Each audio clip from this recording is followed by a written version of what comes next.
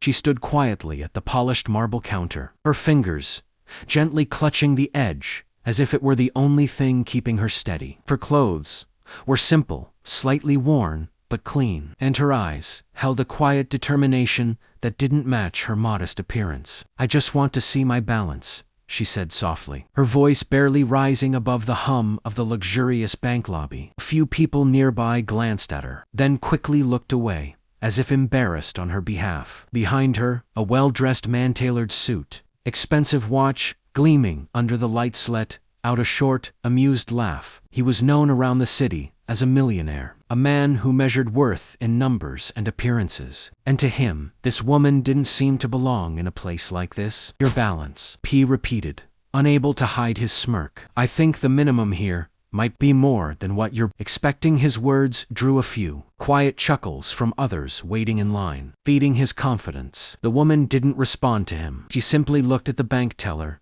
and nodded politely, as if the laughter didn't exist. The teller hesitated for a moment, glancing between the two, then typed in the details the woman had provided. Seconds passed, and the screen refreshed. At first, the teller blinked, certain there had been a mistake. Then her posture changed completely. Her back straightened, her tone suddenly respectful. "Ma'am," she said, her voice now careful, almost reverent, "would you like to step into the private office?" The millionaire's smirk. Something in the air shifted, subtle but undeniable. He leaned slightly, trying to catch a glimpse of the screen, curiosity overriding his arrogance. The woman frowned gently. "Is there a problem?" she asked. "No, ma'am," the teller replied quickly, almost nervously. "It's just your balance." She turned the monitor slightly, just enough for the woman to see, but in that brief movement, the millionaire caught a glimpse too. His laughter died instantly. The number on the screen wasn't just large, it was staggering, more than he had expected to see in his lifetime. For a moment, the world seemed to pause. The man who had laughed now stood frozen, his confidence slipping away like sand through his fingers. The woman, however, simply nodded, her expression calm, as if this was nothing extraordinary. "I see," she said quietly. Then, after a brief pause, she added, "I just needed to confirm." She turned slightly, her eyes meeting the millionaire's for the first time. There was no anger in her gaze, no prejudice, a quiet understanding that made his chest tighten. In that single moment, he realized something far more valuable than money had just been revealed, and it wasn't his.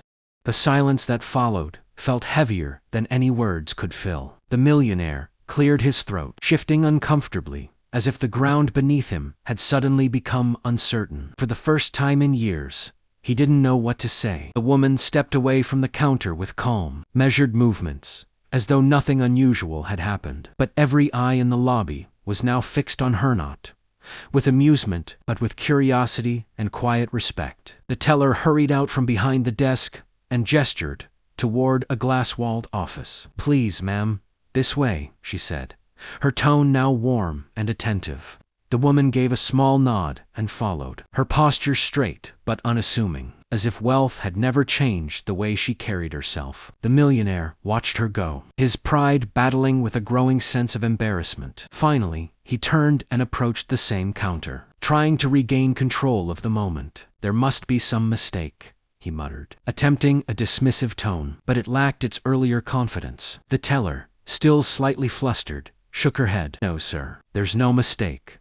Her eyes flickered toward the office, then back to him, as if silently telling him that what he had seen was only a fraction of the truth. That unsettled him even more. Inside the office, the woman sat calmly as a senior manager joined her, offering refreshments and speaking with careful respect. "We weren't aware you would be visiting in person," he said, almost apologetically. She smiled faintly. "I prefer to keep things simple," she replied. "It helps me remember where I started."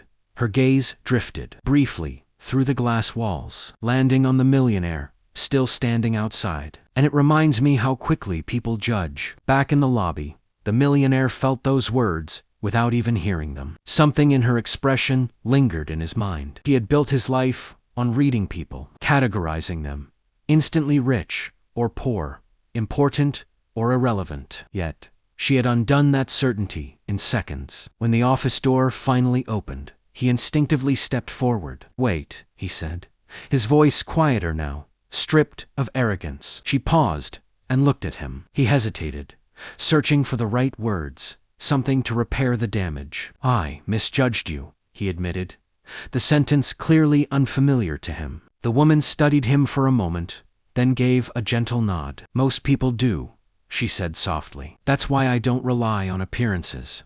And with that, she walked past him, leaving behind not just a stunned room, but a man forced to confront a truth far more humbling than any number on a screen. He stood there long after she had walked away, the quiet echo of her words, settling deeper than he expected. The chatter in the bank slowly returned, but to him, everything felt distant, muted, as if he were hearing the world from behind glass. For years he had believed he understood success numbers, power, influence. Yet, in a matter of moments, a woman he had dismissed without a second thought had shown him how little those things truly revealed. He glanced toward the door she had exited through, an unfamiliar sense of urgency rising in his chest. Without fully thinking it through, he followed. Outside, the city buzzed with its usual rhythm, cars passing, people rushing, life continuing without pause. He spotted her, a short distance away, walking calmly along the sidewalk, blending into the crowd despite everything he now knew about her. "Excuse me," he called out, his voice slightly breathless. She stopped and turned, her expression composed as always. For a second, he struggled to find words again, something honest this time, not rehearsed or driven by ego. I wanted to say, I'm sorry," he said finally, "not because of your balance, but because of how quickly I judged you." She looked at him carefully, as if weighing the sincerity behind his words. Then she gave a small, understanding smile. "Money didn't change who I am," she replied gently, "but it revealed who others are." Her words weren't harsh, but they landed with quiet precision. He nodded slowly, accepting the truth in them. "I've spent years thinking I could measure people instantly," he admitted. "Today proved I was wrong." For a moment, they stood there, two strangers from completely different worlds, yet somehow meeting at the same point of realization. Then, "Maybe it wasn't a bad day after all," she said. "You learned something valuable." He let out a faint, almost humbled laugh. "Probably the most valuable thing I've learned in years." A car pulled up beside her, sleek but understated. The driver stepped out and opened the door respectfully. Before getting in, she turned back to him one last time. "Next time someone asks to see their balance," she said softly, "just let them." There was a hint of quiet humor in her voice now, but also wisdom he knew he wouldn't forget. As she drove away, he remained on the sidewalk, no longer the same man who had laughed inside the bank. The numbers in his account hadn't changed, but something far more important had. For the first time, he understood that true wealth wasn't about how much you had, but how little you assumed about others.